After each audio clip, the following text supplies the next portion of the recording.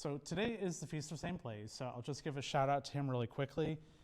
Bishop Martyr, kid chokes on a fishbone, he blesses the kid brings up the fishbone, so that's why we'll do blessing of the throats at the end of Mass. It'll just be easier. And then I imagine we'll probably get a few more people that are like, oh, blessing of throats, and come in. So it'll be after the St. Michael prayer. Okay, then he gets arrested for, being a Christian. He ends up, going to prison. Somebody sends him candles, so that's why we use candles to bless throats. So there you go, there's St. Blaise. All right. But I want to focus on today's gospel because it's one that we've heard again and again and again.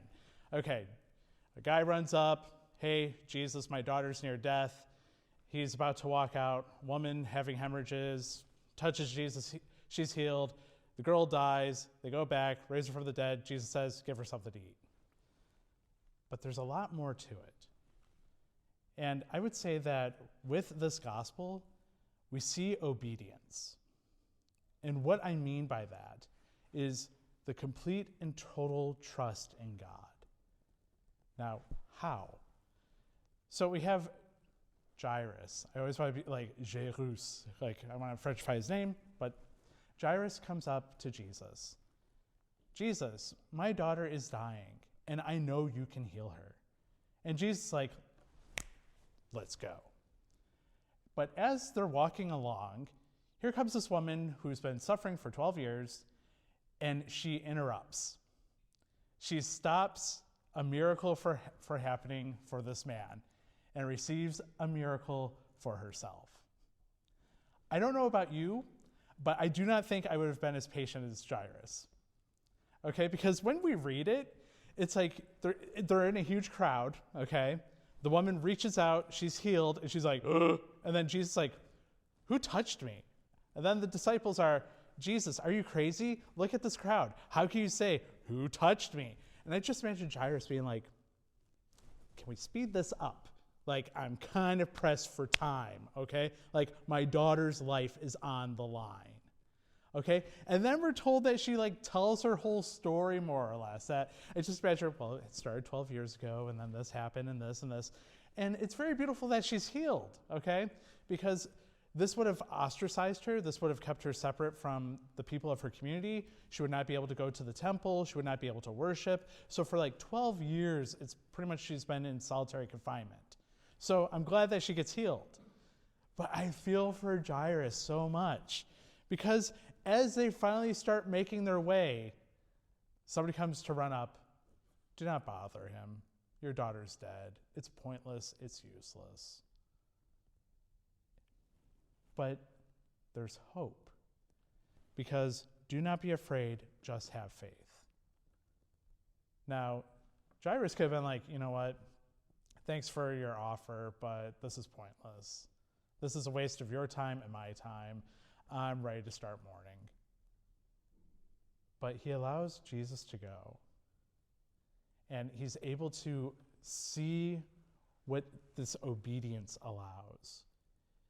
Now, the thing I wonder, because I came with this with a very kind of attitude, maybe Jairus' faith was strengthened, his obedience to be able to see what God was doing because of the woman with the hemorrhage. Maybe he was like, if he can save her, obviously he can save my daughter.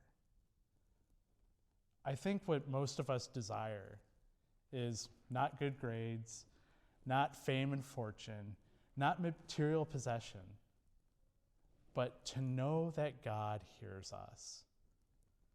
Because the thing is that I know from experience that I've prayed for insights, I prayed for, healing, I prayed to understand. And the moments that are most difficult for me is when I don't think God is listening. If he were to tell me, not yet, something else is going to happen, you're doing the right thing, it's okay, how much peace I would have. But it's in that moment of call and waiting for a response that is so frustrating. That could be so difficult. That could be so challenging. So I hope to follow the example of Jairus. that he sees that Jesus offers a miracle and a woman is healed and brought back into her community. That he hopes that his daughter is going to be healed. And then he has to go a step further, or farther, I always get those mixed up, but to hope and be obedient that his daughter will be brought back to life to be able to have her again. So whatever you are worried about, whatever your 12-year-old daughter is, that God is listening. The thing that might make it difficult is that there might be some stops along the way.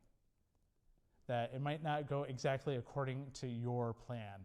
And believe me, I don't think I've had a day that's ever gone fully to my plan. As soon as I wake up, I know that it's off the tracks.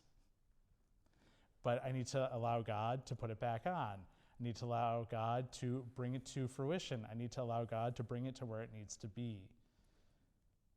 The thing is that oftentimes we do not hear God directly. That he's not in our face as much as I would like him to. Believe me, I've given him permission. I'm like, just whack me upside the head. Get me on the right track. But he's a lot more gentle than that. So what we can see with this gospel is that he does listen.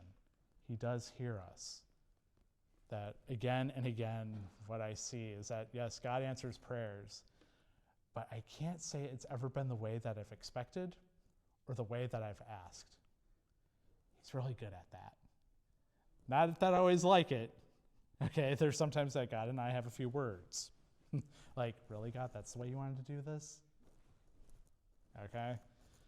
So again, know that you're being heard. Know that every whimper, every whisper, every cry, every God has heard. And he will answer, just maybe not in the way that you hope or see coming.